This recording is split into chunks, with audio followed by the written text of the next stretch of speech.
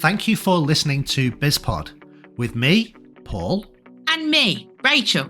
Our weekly business English podcast where we talk about the news, social media, and hot topics from a business point of view. You'll get a podcast and links to the articles we discuss. This way you can share your thoughts too. Join us as we discuss what's on our minds this week.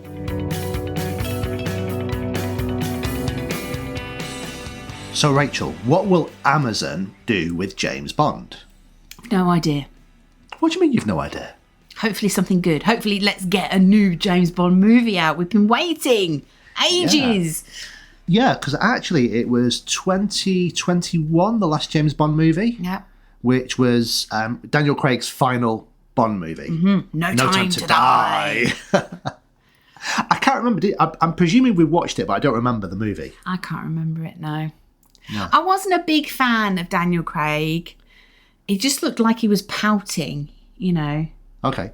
So who was your... bit like Zoolander, you know, the pout. Okay, so who was your favourite Bond? Sean. It's got to be Sean. Shawnee. Yeah. Sean Connery. Although I felt really sorry because there was a TV programme once about favourite Bonds and Bond movies and the public voted. Yeah. Roger Moore presented it and nobody selected any of his movies. I felt awful about that because he was very good.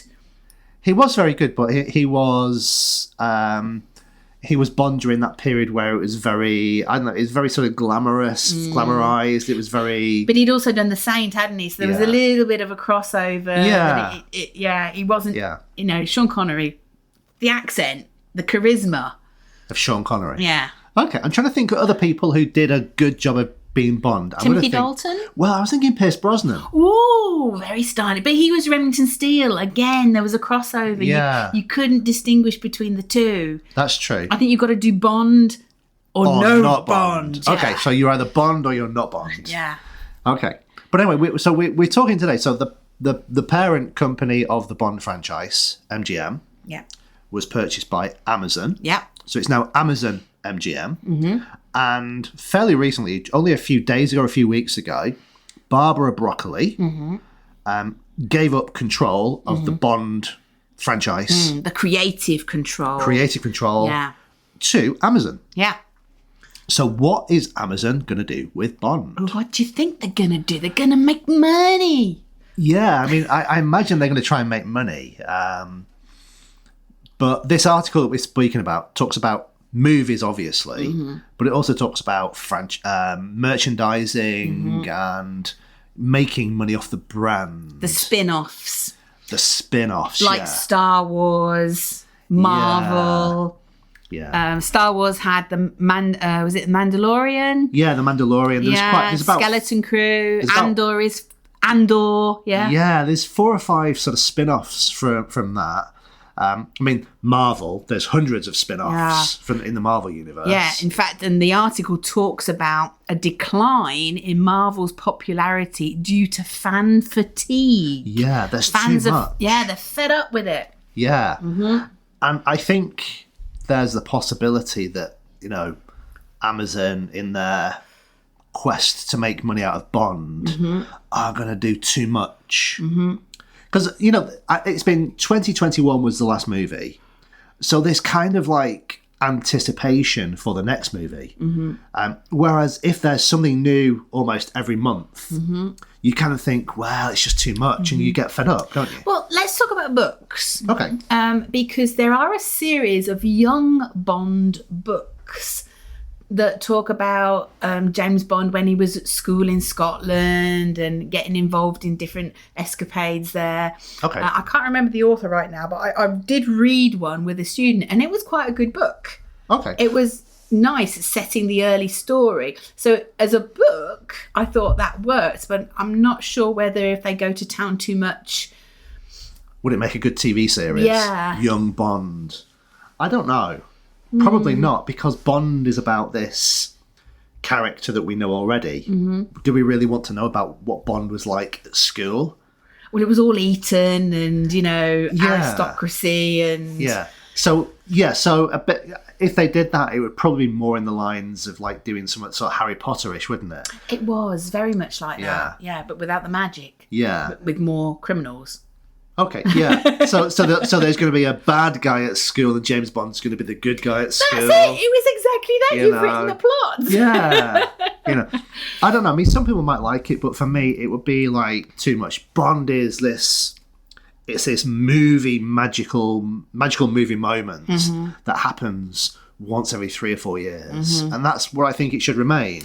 But I mean, it does talk about, like, they were saying, why hasn't there been a series just about Moneypenny? You could have a whole series about Blofeld. You could have a whole series about Jaws or Oddjob. Or M. Yeah. I mean, that might be entertaining in a short while, but they've got to drip feed these very carefully, because if they just flood the place full of James Bond stuff, it's going to be terrible. It's going to be terrible. I think the problem with sort of TV at the moment, I mean, with all the streaming platforms, there's so much out there. Yeah. And it's getting, there's more and more, it's getting saturated. And to be honest, you kind of feel that sometimes people are just making TV for the sake of making TV. Yeah. Rather than making something that is special. So we've just finished watching 0 Day with Robert De Niro. Yeah. And we couldn't decide whether he was too old or the right age for the show. Was the show good or not? Is there going to be another one? There was lots of bits that were unexplained. And we're a little bit undecided as to whether it was good or not. Yeah, I mean, it wasn't terrible. I mean, the idea, I think, was quite an interesting idea. They didn't develop it enough, though. Yeah. And De Niro wasn't really dynamic enough. But I don't know whether that was part of his character. Yeah. But I mean, my big problem with this whole James Bond going to Amazon MGM is Bezos, the American. It's British, it's English. If they do like they did with Doctor Who and stick a woman in there, okay. I mean, she was lovely, nice actress, but you don't have a female Doctor Who. I'm sorry. Please don't make it a female. I know. A female Bond. A female Bond. No. And don't make it an American Bond. No. Yeah. I don't think they can keep the Britishness in it. Englishness. Well, they can try and make the money for Bond has always come from America. It's just I don't know, Barbara Broccoli, is she American or is she British? I don't know. But the whole thing is quintessentially English. Yeah, that's the thing. It's kind of like a British icon, isn't it? Yeah. Bond. And you just know Bezos is gonna ruin it, isn't he? He's gonna pick.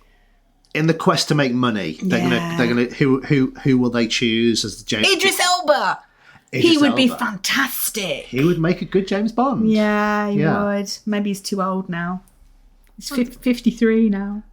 Too old. I don't know. That's probably too old for a Bond. Maybe you need a young Bond, a younger someone maybe in the late 20s, early 30s who can sort of be that Bond character for like 4 or 5 movies over 15 years. He's got to have a good physique. He's got to be of good stature, quite tall, elegant, charisma, British. No Americans pretending to be British because they just can't do it. They just can't do the accent. No. I don't know there is anybody out there. Yeah, I'm not sure who it could be. Or what about, we watched a movie, didn't we? Renfield. What about the guy, he's 35, the Christian, what was his name? Holt, who played the... About a Boy. Yeah, who was in Renfield. Now, he's English. Very English. He's very tall. Posh accent, doesn't he? Yeah. He could be a good Bond. He could be a very good Bond. I wonder if his name has ever been mentioned as a Bond. Yeah. Interesting. Okay. But British icons. I mean, Bond is an icon. Yeah. A very British icon. Yeah. English icon. Okay, let's say English, but, well, he's Scottish. Let's say British. Okay, British. Thinking of other sort of icons that are British, can you like Jaguar, for example, the Jaguar car. Iconic British car. Oh, right. So you're not talking about films or anything. You're talking about just anything that's I'm just thinking about British English. icons. The English language. The King. I was going to say the Queen then, but the King. No, I'm going to say the English language because the Americans just ruin it. Yeah. Cup of tea. Yeah. They use get for everything. They're lazy. Their spelling is all over the place. They call trousers pants and crisps chips, and it's like no. Yeah, and can I? Yeah, while we're having a go at the Americans. yeah. Spell checkers. Oh no! Why is the spell checking everything set automatically to American English? And AI. I'm forever telling Gemini and ChatGPT, will you please write in English? Not in American. British English. Yeah. So just so everyone knows, prioritization does not have a Z in it. No, it doesn't. Nor does analyze. Flavor has a U in it. Color has a U in it. Yeah. Night has a G and a H in it. Yeah, exactly. Yeah. So does light. So if you're involved in any kind of AI development, get your spelling correct. Yeah, come on. Please, protect the roots, protect the origin, protect the brand. Yeah. The brand British, brand English. So maybe that's our message. Protect the brand of Bond. Yes. We're going to start a protest unit, aren't we? Protect the brand. Yeah. Protect the Bond. Yeah. Bond should be able to protect himself, though. He's a 007. Come on. Yeah. So anyway, so this article from the BBC is talking about the future of Bond and what's going to happen with Amazon now controlling this iconic British brand. Mm-hmm. And I don't know, they say they leave it with saying that it could be merchandising. Yeah. That could be the way to go. I think for Amazon... Well, it's a business, isn't it? Businesses have got to make money. You know, no business exists...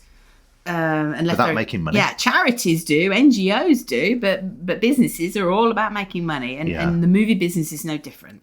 That's true. And I suppose, Amazon MGM Studios has a potential to do something great, perhaps. They've got the money. I don't think the merchandise... I mean, I remember when I was a kid, Indiana Jones, and I had an Indiana Jones diary, and I loved it. Okay. It was fantastic. But I don't think the franchising these days just seems, bedspreads, jumpers, T-shirts, baseball caps. It's all plastic as well. It's all plastic stuff. I think majority of the merchandising tends to be sort of fast food based as well. They team up with like McDonald's and they have the 007 Coca-Cola, shaken not stirred. Oh, God. They're going to do things like that. Yeah, tacky. See, you can't do that. You can't have Bond being merchandised by American brands. It's got to be British. It's got to be English. So it's got to be Twinings tea. What's his favourite car? It's not the Jaguar. It's the Aston Martin. Yeah, Aston Martin. Yeah, the Aston Martin 007 models. Yeah, absolutely. Yeah. Suits. Shirts, styling. Yeah. Yeah, that could be a lot. What's the famous part of London where you get your suit made? Savile Row suits. So it's merchandising for rich people, basically. Yeah, watches. What he has. Not a Breitling, is it? It's not Breitling. No, I can't remember the brand of watch that he really has. But can we have some of the gadgets? Can I have a pen that kills people? There you go. There's my pen. Yeah, it'd be nice to have some gadgets or an umbrella that shoots things out the end or whatever. Well, there you go. I wonder. That should be the merchandise. I wonder if you did a search on Amazon now whether we could actually find anything like that. Okay. And on that point, I think we should leave it there. Yeah, I think we should. Okay. If I'm not here next week, you'll know why. Bye for now. Bye. Thanks for listening. We hope you liked our podcast, and please don't forget to subscribe and stay connected with us. Until next time, goodbye.